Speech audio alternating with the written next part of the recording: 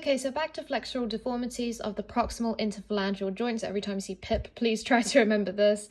I'm not sure if I got it correct. So basically, it occurs in foals with a straight hind limb. So let's pretend this is the hind limb.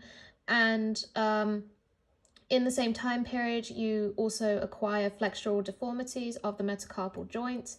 And what happens, it can also occur because of shortening of the deep digital flexor tendon here, and what you get is a concurrent laxity in the superficial digital flexor tendon, and you end up getting a dorsal subluxation. And this is usually accompanied by an audible click as the foal ends up walking. This is, of course, hyperextension of the metatarsal joints, and what you get is degenerative suspensory desmoids in the broodmare. This is digital hyperextension deformity. So most foals don't actually need treatment. Moderate exercise is enough because it strengthens the musculotendinous unit, basically. And, you can also allow access to pasture. You can also apply glue-on shoes with palm or plant extensions, light bandaging of the phalangeal region to minimize skin trauma. And you could do a tenoplasty. A tenoplasty is not recommended for digital hyperextension deformities. Remember that.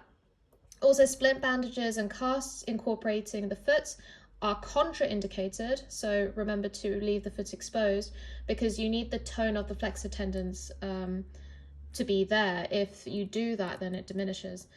This is just words. So flexural deformity. So you need to regularly encourage standing and walking. You need NSAIDs like phenylbutozones to reduce inflammation, antibiotics.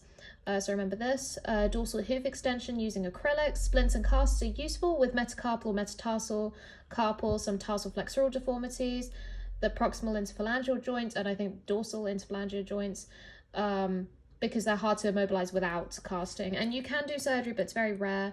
And in the case of a ruptured common digital extensor tendon confined to a box stool, use a well-padded splint bandage to stabilize the metacarpal joint.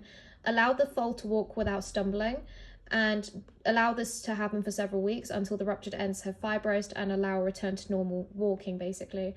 Don't treat it surgically because you have a much more favorable prognosis if you just confine them to a stool and use a well-padded splint bandage and allow them to walk without falling.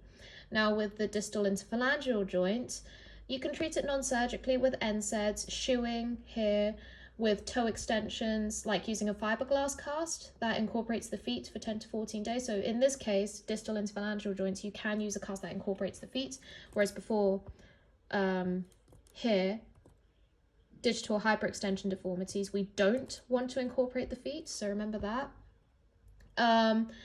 For bandages. Now, for desmotomy of the accessory ligament of the deep digital flexor tendon, you do this for stage 1 deformity. So I'll just show you desmotomy of the accessory ligament of the deep digital flexor tendon for stage 1 deformity. So that's the only time you'll use this surgery, okay? ICLID.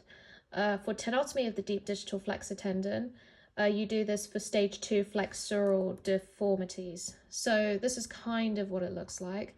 Desmotomy of the accessory ligament of the deep digital flexor tendon. So you can see they cut here on the lateral aspect, they expose the ligament and they basically resect it on the palmar side. So remember that.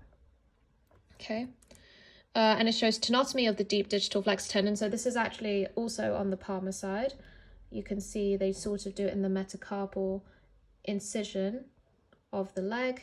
And yeah, they have basically put these clamps underneath to expose the deep digital flexor tendon. So the tenotomy of the deep digital flexor tendon, how does it work? Obviously, sterile glove on the end of the hoof. You cut, let me find it. Where's the cut? Anyway, you cut this part open, usually with an incision this way and this way to form a triangle. You put your forceps underneath the tendon and simply resect. So this is tenotomy of the deep digital flexor tendon in the mid-pastern region. So for the metacarpal phalangeal joint, so it shows you what to do at different angles. So when the metacarpal phalangeal joint is less than 180 degrees, you'll do a desmotomy of the, let me get this right, accessory ligament of the deep digital flexor tendon or a desmotomy of the accessory ligament of the superficial digital flexor tendon.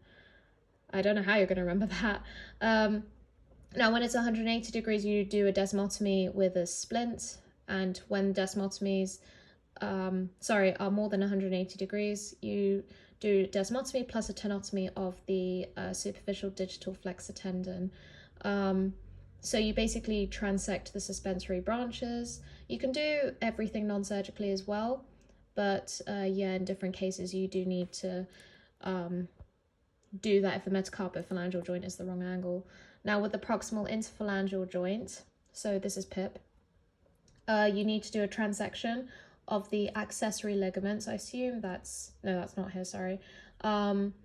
Accessory ligament of the deep digital flexor tendon, or you can do the tendon, so this is where the arrow is pointing, the tendon of the medial head of the deep digital flexor tendon at the level of the chestnut, or an arthrodesis of the proximal interphalangeal joint. Now, there are no pictures.